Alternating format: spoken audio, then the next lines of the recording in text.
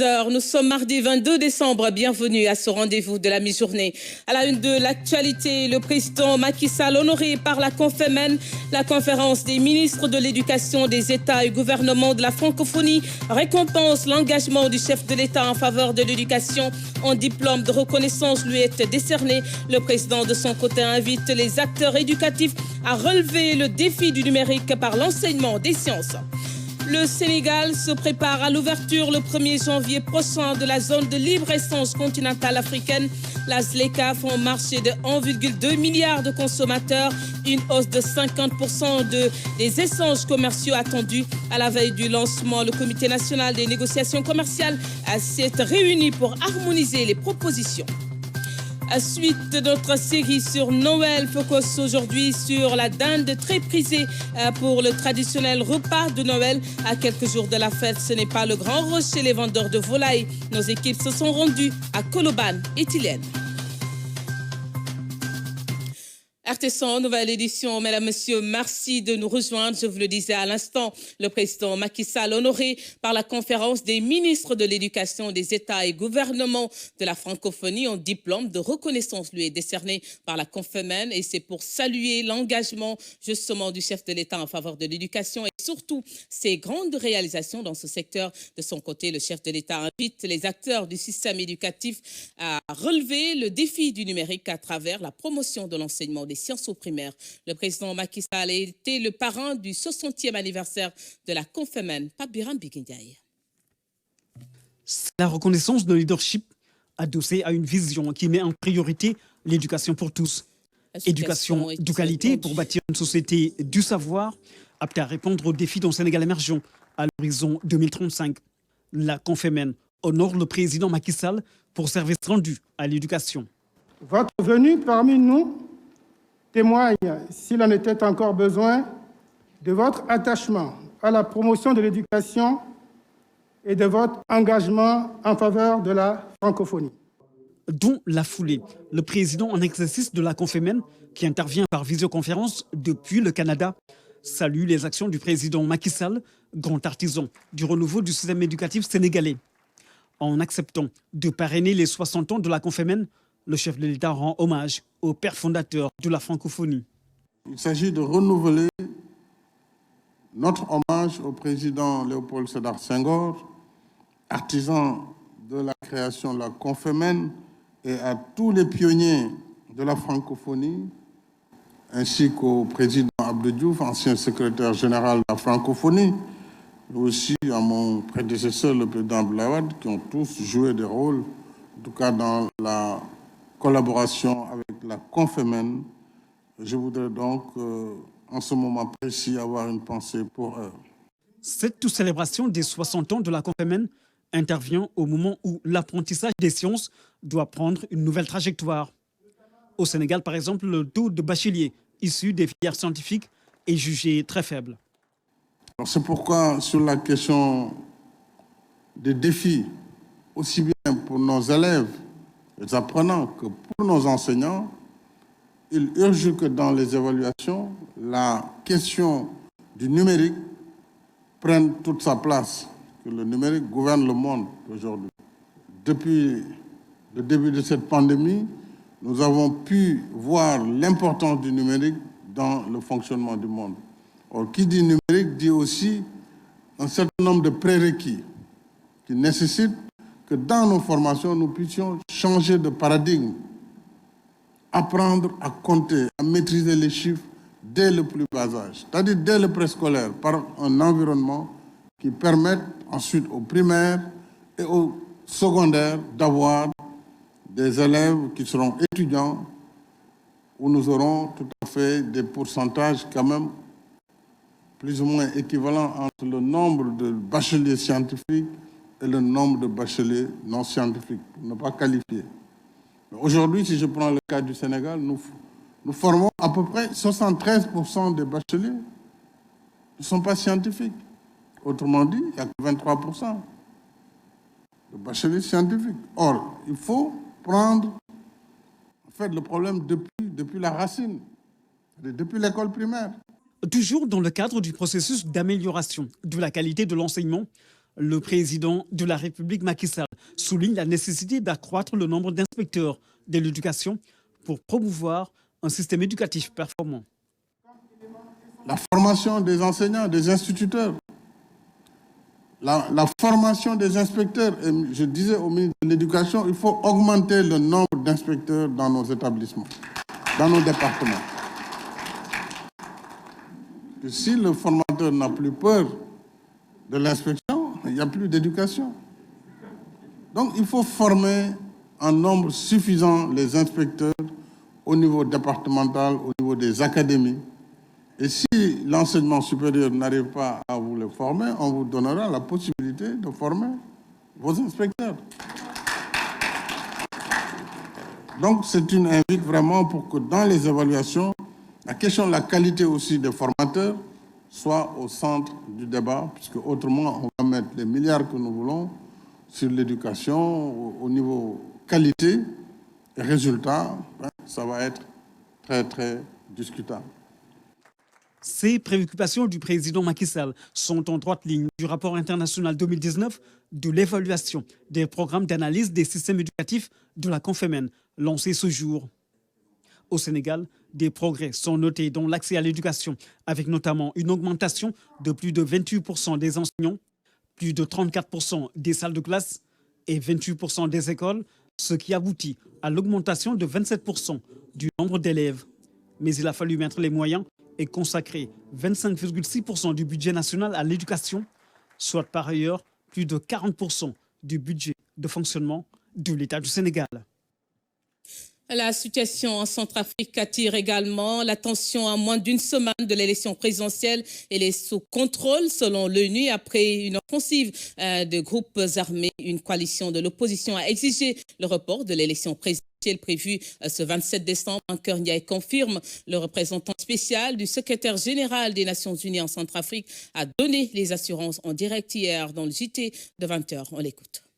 Elle est sous contrôle par les forces des Nations Unies qui travaillent étroitement avec les forces armées centrafricaines et les forces de sécurité intérieure centrafricaines, la gendarmerie et la police.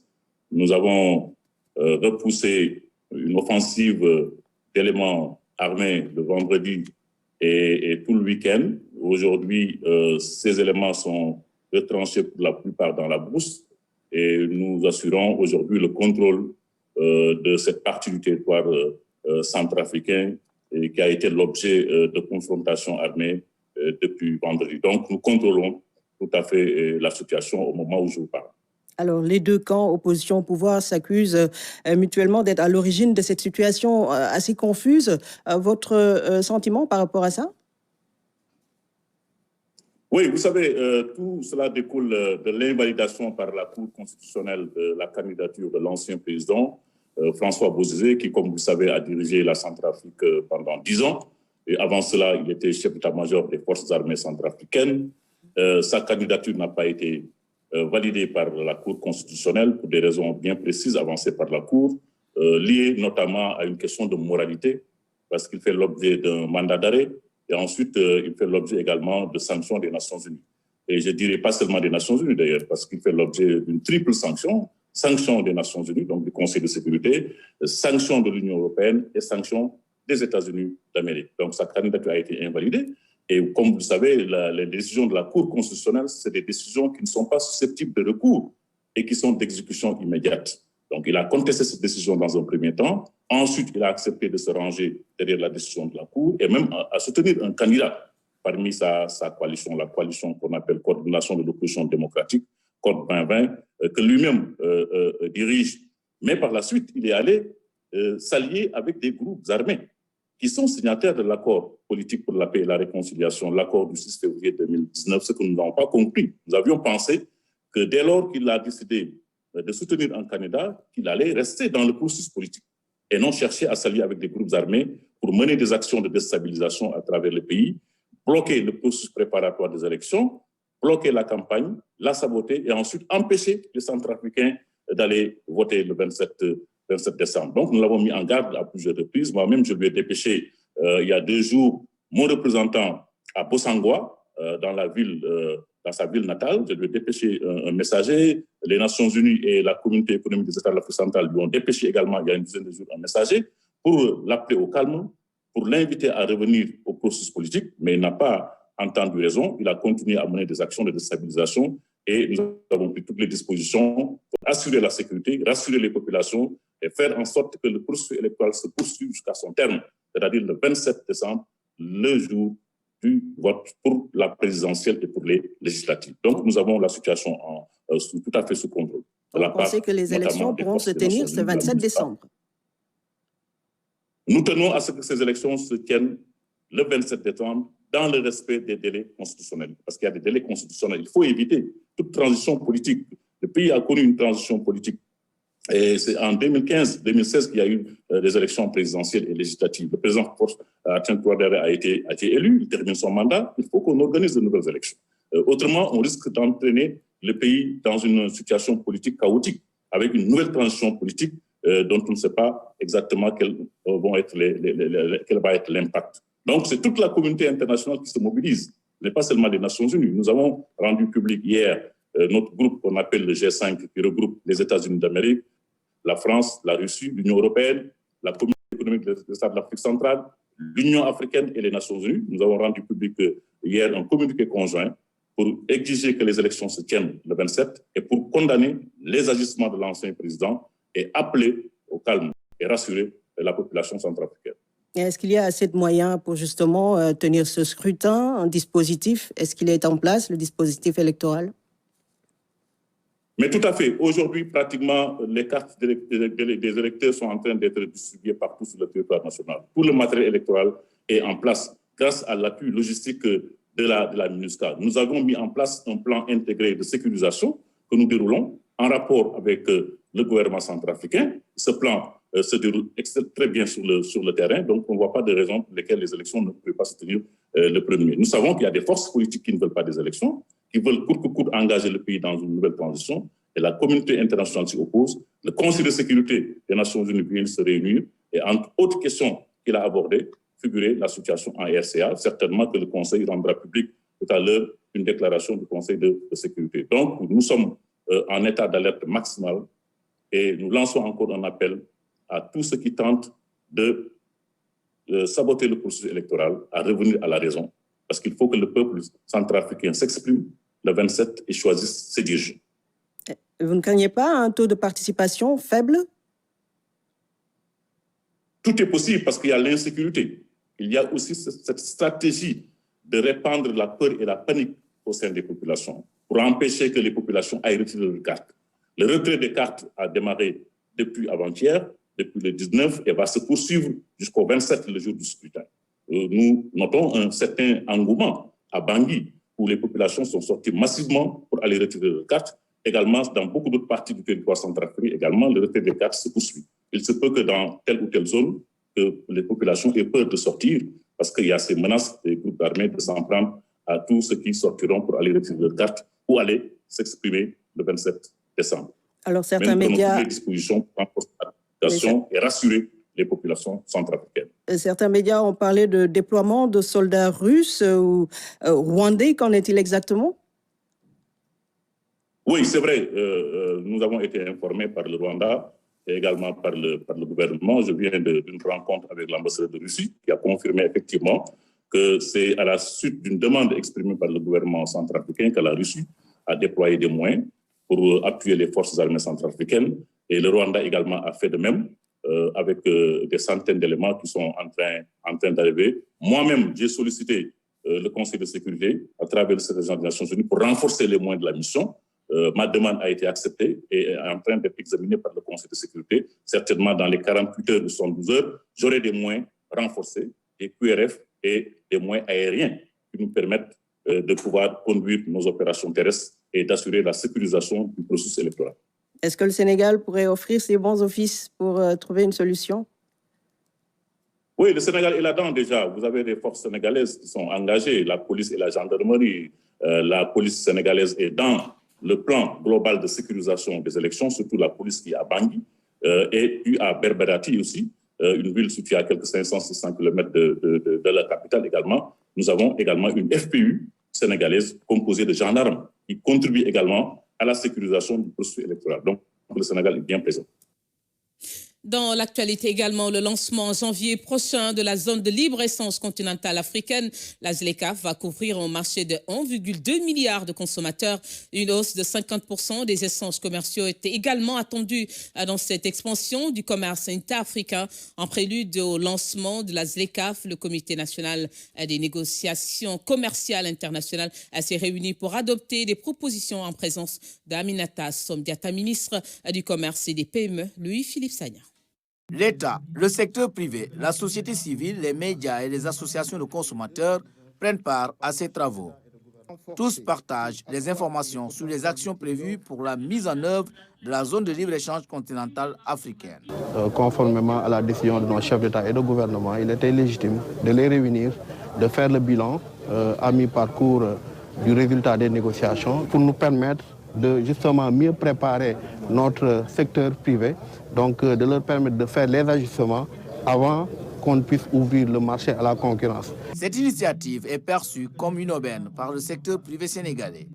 Elle va permettre d'améliorer considérablement l'environnement des affaires, dit-on. Il est question de parler d'un marché de 1,2 milliard d'habitants et avec des possibilités très importantes pour les entreprises, mais également au niveau des États, avec toute la partie infrastructure, mise en place des barrières tarifaires, etc., pour pouvoir permettre aux entreprises de prospérer. Depuis octobre 2019, le Sénégal a eu l'insigne honneur de présider le Conseil des ministres de la ZLECAf. Considéré comme fer de lance de la phase opérationnelle de la ZLECAf, le secteur privé doit être apte à comprendre les enjeux, s'approprier des outils de mise en œuvre, s'engager à relever les défis qui s'interposent à l'effectivité des échanges. Nous sommes conscients du fait que l'adhésion du Sénégal à la zone de libre-échange continentale africaine comporte aussi bien des opportunités que des défis et menaces. C'est dans ce cadre que des études d'impact ont permis d'identifier les potentialités commerciales du Sénégal sur le plan continental ainsi que les facteurs à risque. Pour rappel, la ZLECAf ambitionne de réaliser le potentiel d'expansion du commerce intra-africain avec une projection d'une hausse de 50% des échanges commerciaux. Le démarrage officiel est prévu le 1er janvier prochain. Tournée de prise de contact du ministre du Pétrole et des Énergies. Madame Sophie Gladima s'est rendue dans les agences et autres structures relevant de son département. L'ANER, Petrosen Trading, Laser et la CRSE ont accueilli la tutelle. Fatou Sakho était de la délégation. 9h à Liberté 6, extension. Première étape de cette visite, l'Agence nationale des énergies renouvelables. Projets en cours et réalisation sont exposés. L'éclairage public est l'une des missions de la structure. À Dakar, le projet est réalisé à 95%. La lettre de politique de développement du secteur de l'énergie, élaborée en 2012, avait fixé un taux de pénétration de 20% dans la production d'électricité. Aujourd'hui, nous sommes presque à 30%. C'est la première fois dans le monde où il y a un programme, un projet de 50 000 lampadaires en une fois. Aujourd'hui, nous avons installé les 43 000. Nous allons boucler d'ici le mois de mars 2021. Il faut tout de suite commencer à réfléchir sur un système pour pérenniser ces lampadaires, pour faire de sorte que ces lampadaires puissent encore être là pendant 25 ans, mais avec un moindre coût. Destination Petrosen Trading Service, une filiale de Petrosen Holding, mise en place cette année. Sa mission est de rendre les hydrocarbures accessibles aux populations. Petrosen Trading Service s'occupe justement de l'approvisionnement du marché et par ailleurs distribue, donc s'occupe de tout ce qui est marketing au niveau du pays. Donc notre mission essentiellement, c'est de nous assurer que les Sénégalais, dans leur vaste majorité, qui reçoivent des produits pétroliers de qualité à des prix qui sont intéressants.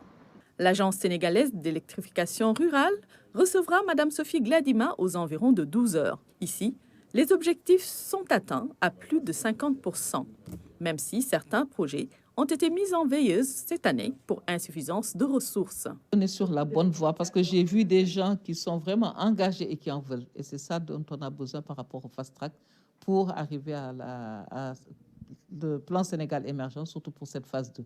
Cette phase 2 où nous avons besoin de beaucoup d'énergie et beaucoup d'électricité pour l'industrialisation, mais également pour l'agriculture, mais surtout pour accompagner les femmes dans la transformation des produits agricoles. Donc aujourd'hui, ce que nous avons entendu, je pense que si ces structures sont soutenues financièrement pour pouvoir boucler leur financement annuel, on devrait pouvoir y arriver.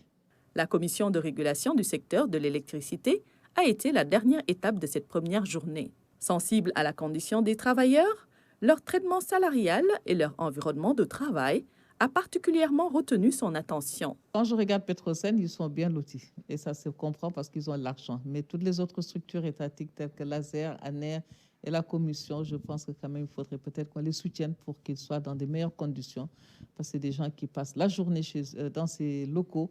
Il faudrait peut-être qu'on les soutienne pour pouvoir maximiser leur apport dans le travail. Accompagné de son cabinet, cet exercice aura permis au ministre du Pétrole et des Énergies de mieux s'imprégner de l'activité des structures visitées ce lundi et de partager avec le personnel les orientations stratégiques du président de la République dans le secteur. C'est aussi à noter l'émissaire des ICS qui déversait des produits chimiques en mer près du village de Rondio est délocalisé. Un nouvel émissaire de 700 millions de francs CFA est réalisé dans une autre localité. Le ministre de l'Environnement a visité l'ouvrage accompagné de pistes rurales d'un coût de 400 millions de francs CFA réalisé par les ICS. Le reportage de Habibou Maï. Des brassards blancs à la place des brassards rouges de juillet 2019 pour accueillir le ministre de l'Environnement. L'émissaire de Rondio est délocalisé à Lobor. Un ouf de soulagement chez les populations. Aujourd'hui, je pense que la population a un sentiment de satisfaction. Après 37 ans que les ICS ont commencé à déverser au niveau du village, au niveau de cet émissaire. Et aussi, c'est un sentiment de satisfaction, aussi de remerciement à l'envers du ministre de l'Environnement et du Développement durable. Donc là-bas, il faut aussi penser à la santé de la population au lieu de penser aussi au profit. Dès lors, nous, population et aussi jeunes, on s'est engagés sur ce combat. Un combat gagné certes par la population issue d'un ambitieux programme RSE que les ICS ont déroulé dans cette zone minière qui a impacté l'environnement des riverains autour de la mine. Ce travail-là, comme vous l'avez vu, est un travail complexe parce que tout le travail qu'on fait en mer est très très compliqué. Nous avons dépensé en tout cas presque 700 millions de francs CFA pour construire tout ça. Voilà. Mais même si ça devait coûter plus, nous l'aurions fait parce que d'abord, ça correspond à des instructions de l'État du Sénégal. Et deuxièmement, nous devons faire en sorte d'avoir les meilleures relations avec les populations environnantes. Des populations environnantes qui ont exprimé par la voix du chef de village de Lobor qui abrite le nouvel émissaire leur satisfaction à l'endroit du ministre. Tout est bien qui finit bien. Le 9 juillet 2019, nous avions effectué une visite à Rondio pour nous rendre compte par nous-mêmes des alertes et des difficultés auxquelles les populations étaient confrontées. Aujourd'hui, cette question elle est derrière nous. Conformément aux indications qui ont été données aux ICS, que je voudrais vraiment remercier d'avoir bien compris qu'il était nécessaire de déplacer cet émissaire pour que les populations puissent vivre dans d'excellentes conditions et pour que les populations puissent continuer à vivre hors de toute pression liée à cette psychose consistant à dire que ces produits étaient toxiques et donc étaient très dangereux pour les populations. Des populations qui ont également bénéficié, avec les travaux de l'émissaire, de nouvelles pistes rurales d'une valeur de 400 millions de francs CFA pour améliorer leurs conditions de vie. Autre domaine, la pêche continentale en sous-secteur à redynamiser. Cela nécessite une révision des textes pour un cadre juridique adapté. Le ministre de la Pêche travaille sur ce plan stratégique de développement pour faire de la pêche continentale un sous-secteur attractif et créateur d'emplois. Kaltom Gueye. La relance de la pêche continentale au cœur des débats, ce sous-secteur qui engendre près de 27 000 emplois directs est en léthargie depuis quelques années. Sa contribution à la croissance économique et à l'alimentation des populations est importante, d'où la nécessité de lui donner un nouveau souffle. Nous voulons relancer ce secteur-là, lui donner ces actes de noblesse. Parce que quand on parle de pêche continentale, on parle de Tchoubalo, on parle de Balante, ça vous ramène à des années derrière nous. Mais ça veut dire simplement, c'est un secteur qui est attractif, c'est un secteur qui est porteur de création d'emplois, de richesses, mais également pour la souveraineté alimentaire, mais qui reste confronté à un problème de pilotage. C'est pour ça que nous voulons d'abord régler le cadrage stratégique, ensuite de régler le cadre juridique, parce que les textes sont relativement obsolètes, donc il faut les adapter au contexte actuel. Les acteurs se réunissent pour valider le plan stratégique de développement, un plan basé sur 3 axes. Axe 1. Amélioration de la gouvernance et du cadre juridique. Il s'agira de mener les actions nécessaires à l'approbation du nouveau code de la pêche continentale et de son décret d'application. Axe 2. Gestion durable des ressources. Il vise à renforcer les mécanismes de gestion et d'aménagement, le repeuplement des plans d'eau et les réserves en particulier. Axe 3. Sécurité alimentaire, création d'emplois et de richesses.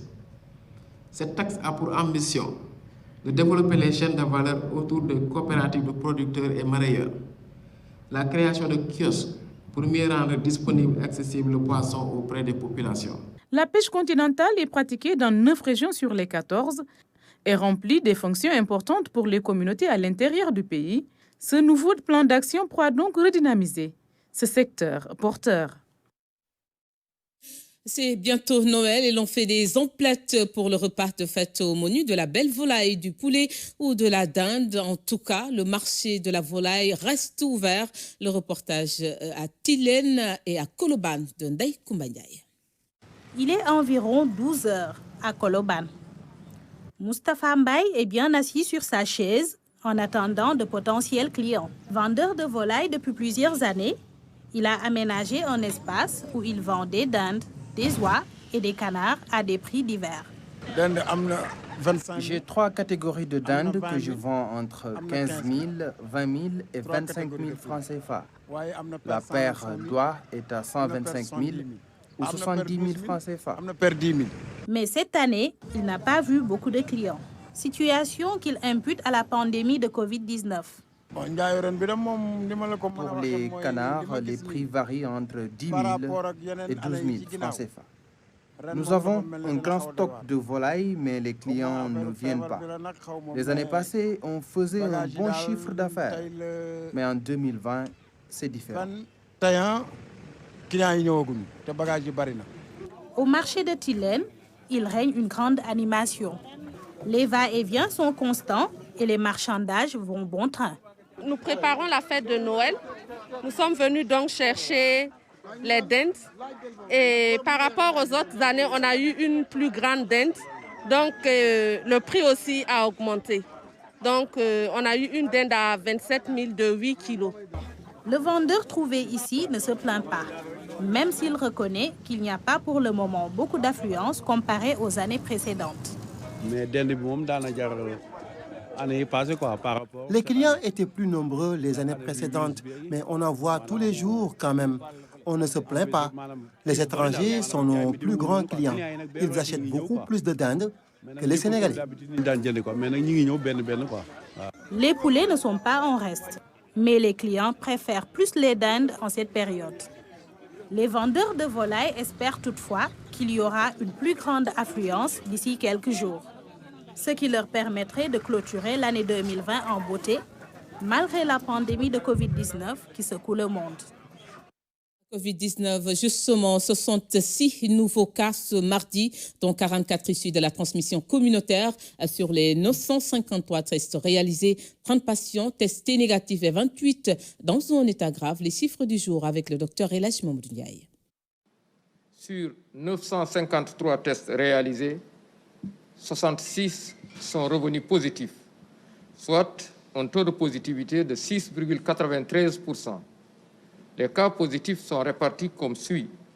Nous avons eu 22 cas contacts suivis par nos services. Aucun cas importé n'a été enregistré au niveau de nos différentes portes d'entrée aériennes, maritimes et terrestres. Et nous avons notifié 44 cas issus de la transmission communautaire, répartis comme suit. 4 à Dara Richard Toll et Touba, 3 à Hambourg et à Saint-Louis, 2 à Dakar Plateau, Keur Massar, Ouakam et Parcelles Assainies, 1 aux Almadies, Amitié 2, Diourbel, Fatick, Gossas, Gueule Tapée, HLM, Kaolack, Mariste, Matam, Mermoz, Ngor, Nord Foire, Point E, Rufisque, Yeumbeul, Yoff et Zone B. 30 patients hospitalisés ont été contrôlés négatifs et déclarés guéris. 28 cas graves sont pris en charge dans nos services de réanimation. Un décès a été enregistré ce lundi 21 décembre 2020. L'état de santé des autres patients hospitalisés est jugé stable. À ce jour, 17 945 cas ont été déclarés positifs, dont 16 592 guéris, 372 décédés et donc 980 patients sous traitement. Le ministère de la Santé et de l'Action sociale exhorte les populations au respect strict des mesures de prévention individuelle et collective. C'est le port correct de masques, bien ajusté couvrant la bouche et le nez, le lavage fréquent des mains à l'eau et au savon ou l'usage de gel de qualité pour la désinfection de vos mains. Enfin, recourir précocement aux structures de soins les plus proches ou de s'adresser au personnel de santé qualifié dès qu'ils se sentiront malades. Restez avec nous à suivre dans un court instant la version Wolof du journal télévisé. Merci de votre fidélité. Bon et bel après-midi à tous.